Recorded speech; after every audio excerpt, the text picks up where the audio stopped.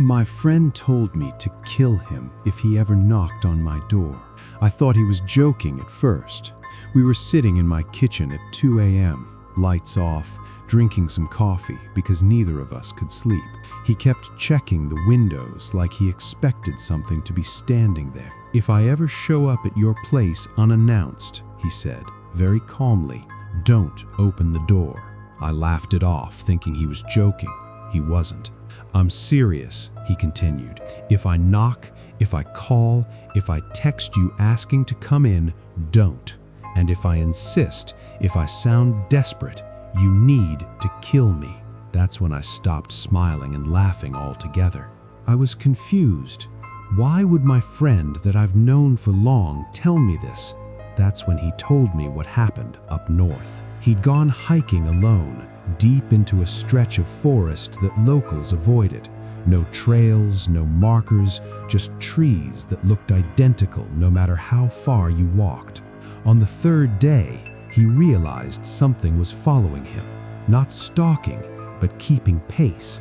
He'd stop, and it would stop. He'd walk, and it would walk. When he finally saw it, it was standing between two trees, half hidden, like it hadn't finished deciding what shape to be. It looked almost human, almost. Too tall, arms a little too long, head tilted like it was listening to instructions. When it opened its mouth, it spoke in his voice, but it used the wrong words, like it had learned language by watching someone mouth sentences through glass. "Help me, I'm lost." My friend ran. That night, it stood outside his tent and practiced. He said he could hear it repeating his name over and over, changing the tone each time. Calm, panicked, angry, laughing, crying. It never touched the tent, it just learned. By morning, there were 2 sets of footprints leading away from the campsite. Only one set came back. When he finished telling me this, he looked smaller somehow, like something had been hollowed out. "It followed me home," he said. "Not right away, it waited. That's what they do." I told him he needed sleep. I even asked him if he wanted to go therapy. He grabbed my wrist hard enough to hurt. "If I come to you," he said, eyes wide, "it means it worked." He left before sunrise. 2 days later, he stopped answering his phone. A week later, I got a text from his number. "Can I crash at yours tonight?" No punctuation, no nickname. He has always used both. I didn't reply. 10 minutes later, another message. "Please, man, I really need help." I locked my door. That night, there was a knock. 3 slow taps, familiar rhythm. I didn't move an inch. From the hallway outside my apartment, his voice called out, perfectly steady, "I know you're awake." I stayed silent. Something shifted on the other side of the door. A long breath, then softer. "I told you this would happen." The handle turned. It didn't open, but it turned. I didn't sleep at all. This morning, I checked my phone. There was one last text sent at 4:12 a.m. It's better at being me now. I don't know what to do, because an hour ago, my neighbor asked why my friend was standing outside my door all night, said he never moved, said he just stood there, smiling and waiting. I don't know what's happened to my friend, but that thing, whatever it was, wasn't him. They left notes. Every morning, something in my room hits me like a baseball bat to the skull. Not broken, not missing, just adjusted. It started with a photograph on the wall. A framed picture of my parents at the beach was reversed, not flipped upside down, mirrored, like someone had turned it to face the wall and then changed their mind. I assumed I'd done it half asleep. I turned it back and forgot. The next morning, my desk drawer was slightly open, not enough to notice at first, but inside, a single fingerless glove I'd never owned rested atop my pens. The coffee was wrong too.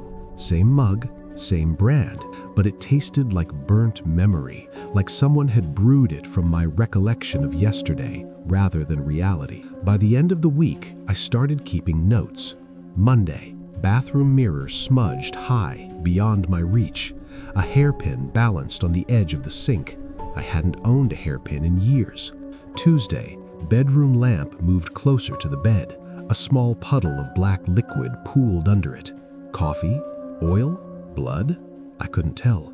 Wednesday, left shoe by the door, right shoe in the bedroom, each stuffed with a folded note in my handwriting, but the words were wrong. Twisted. You forgot again. It didn't feel like a break-in. It felt like edits. Helpful ones. The lamp made reading easier. The shoes were exactly where I'd stepped out of them, but helpful for whom? I set up a camera in the corner. 8 hours of footage showed nothing but stillness. The room stayed exactly as I'd left it, until morning. I woke up to a note on the dresser, written in my handwriting. Use the bat. I laughed. Nervous. Real, but hollow. It sounded better than screaming. I grabbed the nearest thing, a baseball bat. The leather handle was sticky, warm, like it had been used yesterday. The next morning, the note was back, folded with surgical precision. After that, the edits became personal. A jacket I hadn't worn in years was hanging by the door. My alarm went off 5 minutes early, just enough to catch the bus I usually miss. A book sat open on my desk, bookmarked at the chapter where I'd given up years ago. My coffee cup was on the floor, smashed, tiny teeth marks in the rim. One night, I stayed awake, sat on the bed till dawn, lights on, heart steady, waiting. Nothing happened. At sunrise, I went into the bathroom and froze. The mirror was spotless. No smudges, no fingerprints. Taped to the corner was a yellowed note, my handwriting again, dated 3 years ago. You always forget this part. The realization hit like ice water. The room wasn't changing. It was the only thing staying the same. The edits weren't new. They were permanent fixtures of a life I'd spent years building. The coffee, the lamp, the shoes, the bat, all carefully placed, intentionally, for me, by me, or a version of me I no longer remembered. I wasn't being haunted by a stranger. I was being curated. I wasn't waking up to a changed room. I was waking up to a changed mind. Every night I reset. The room remembered. Before bed, I wrote one final note. If you're reading this, don't panic. It's always been like this. I woke up calm. The note was gone. The bat was leaning against the wall, slick with something I didn't want to name. The room felt just right. Something watches me when the lights are off. I stopped turning the lights off at night a few weeks ago. It started small. I'd lie in bed and feel like the room was aware of me. Not noisy, not moving, just present. Like when you know someone is staring at you, even if you can't see them. One night, I finally turned the lights off and waited. My heart was pounding, but nothing happened. No sound, no movement, just darkness. Then I realized the problem wasn't the dark. It was that when the lights are on, it hides. I started noticing things out of place in the morning. My chair slightly closer to the bed. My door open when I know I locked it. Finger-shaped smudges on my mirror that weren't there before. Last night, I woke up with the lights still on. Something was standing at the foot of my bed, perfectly still, like it didn't expect me to wake up yet. It didn't move. It didn't blink. It just smiled like I had broken a rule. I haven't slept since. I learned why the hall light stays on. I moved into this apartment because it was cheap and bright. Too bright, actually. Every room had harsh white bulbs, and the hallway light outside my bedroom never turned off. The landlord said it was broken. I didn't complain. I slept better knowing the dark stayed where I could see it. The first sign something was wrong was the shadow. Not a moving one, a missing one. One morning, I noticed my coat hanging on the door didn't cast a shadow on the wall. Everything else did: the chair, the plant, the edge of the bed, but not the coat.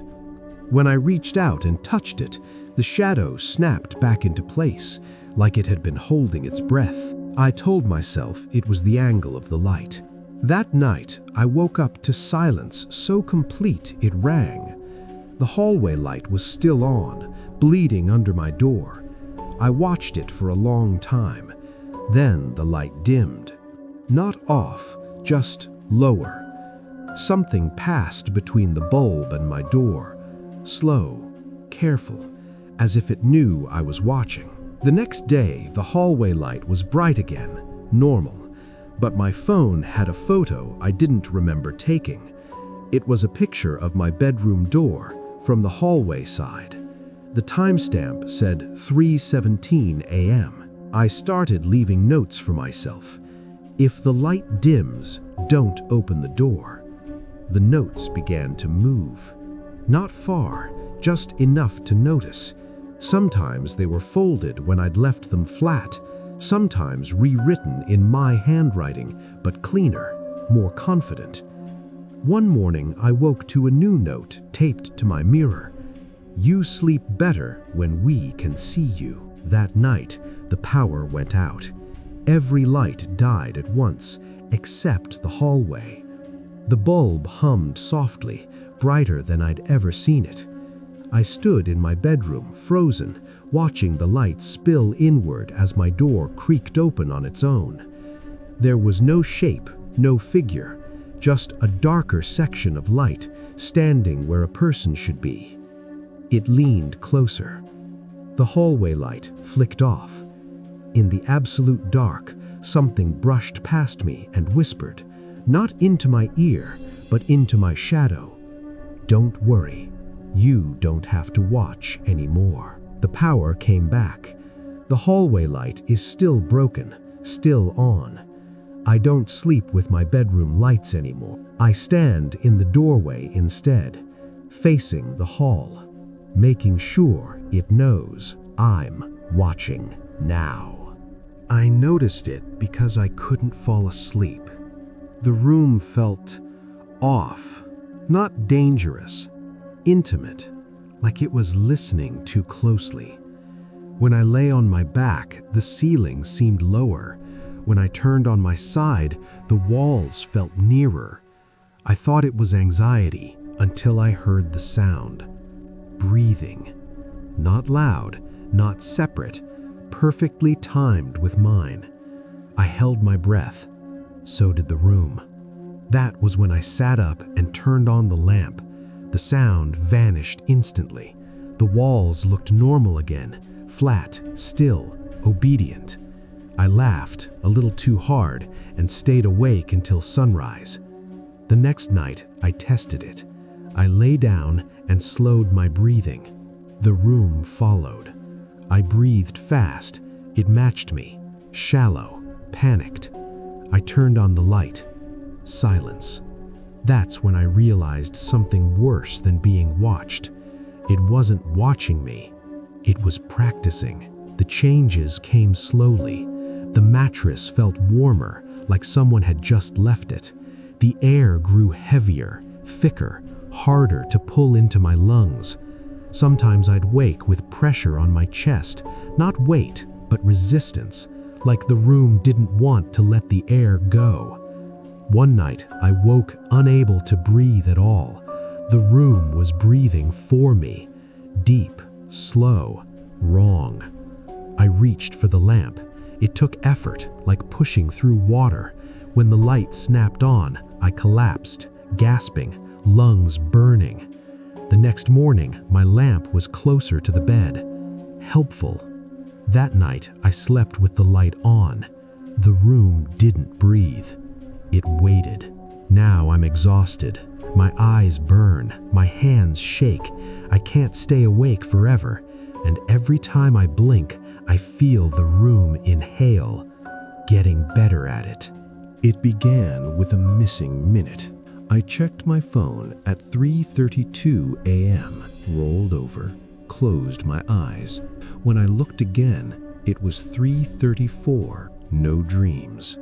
No movement, just gone. I blamed fatigue. Then it happened again the next night, and the next, always at 3:33. I set an alarm for 3:32 and stayed awake. My heart pounded as the numbers changed. 3:33. The room stuttered, not visually, conceptually, like a sentence repeating a word and correcting itself mid-thought. My ears rang. My stomach dropped. Then it was 3:34. I checked my phone's activity log. There was movement recorded at 3:33, just not by me. I started filming myself sleep. Every morning I reviewed the footage. At 3:33, my body sat up, eyes open, face blank. I didn't remember any of it. It got worse. I started finding things moved. Notes written in my handwriting with tasks already crossed out.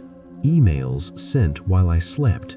Conversations I couldn't recall having. One night, I found a note on my pillow. "You're doing great. Keep letting go." I didn't set an alarm this time. At 3:33, I felt it coming. A pressure behind my eyes. A tug, like something reaching into my head and turning a page. I tried to scream. I woke up at 3:34. Tears on my face, throat sore. On my phone was a new video. Me staring into the camera. Smiling. "I need more time," I said calmly. "You're using it inefficiently. Now I don't fight it." Every night I close my eyes at 3:32. Every night it wakes up at 3:34. And every morning I feel less like the owner of my life and more like the place it stays. I took the night shift because it paid better and because nothing ever happened at night. That's what they told me. The office building closed at 7 p.m. By 8, it was just me, a cleaning crew that worked the lower floors, and 42 floors of empty rooms above us. My job was simple: monitor security cameras, respond to alarms, log anything unusual. I brought a book. Sometimes I watched movies with the volume low. Most nights passed without a single entry in the log, until the elevators started stopping on their own. The first time, I assumed it was a glitch. Elevator B stopped at the 17th floor at 2:14 a.m. Doors opened, no keycard swipe, no motion detected. I made a note and reset the system. It happened again the next night. Same elevator, same floor, same time. By the third night, I checked the camera feed. The elevator doors opened onto a dark hallway. Emergency lights glowed faintly. No movement, no people, but the call button inside the elevator lit up. Someone had pressed it. I radioed the cleaning crew. They were all on floor 5. None of them had gone above 10 all week. Management said it was probably pressure fluctuations. Old building, old cables, nothing to worry about. Then the cameras started lagging, only on the 17th floor. The feed wouldn't freeze, it would skip, like missing frames. The hallway camera would jump forward a few seconds at a time. Lights would flicker between states. Shadows shifted without anything casting them. I zoomed in once and thought I saw someone standing near the stairwell. When I blinked, the spot was empty. I stopped bringing my book. I started watching the monitors instead. At exactly 2:13 a.m., elevator B chimed again. Before it stopped, before it moved, like it was announcing something early. I watched the floor indicator change on its own. The doors opened. The hallway camera didn't lag this time. Someone was standing there. They were facing away from the camera. Tall, wearing what looked like a security uniform, dark jacket, reflective striping on the sleeves, just like mine. "Hello?" I said into the radio, not sure who I was calling. The figure tilted its head, slowly, not enough to see its face. Then it stepped into the elevator. The doors closed. The elevator descended. I stood up, heart hammering, watching the numbers drop. At floor 12, the inside camera cut out. Static replaced the feed. The elevator arrived in the lobby, empty. No handprint, no condensation, nothing. I called my supervisor. He didn't answer. I didn't sleep that day. The next night, the elevators stayed still. No glitches, no stops, no chimes. At 2:14 a.m., the lights in the lobby dimmed slightly. Every monitor flickered at once. When they stabilized, all cameras showed the same image, the 17th floor hallway, from different angles. Every camera, every feed, and now there were two figures. One stood by the stairwell. The other was closer to the camera, facing it, facing me. I leaned closer to the screen. The uniform was identical to mine. Same name patch, same scuff on the shoulder from when I'd brushed a concrete pillar months ago.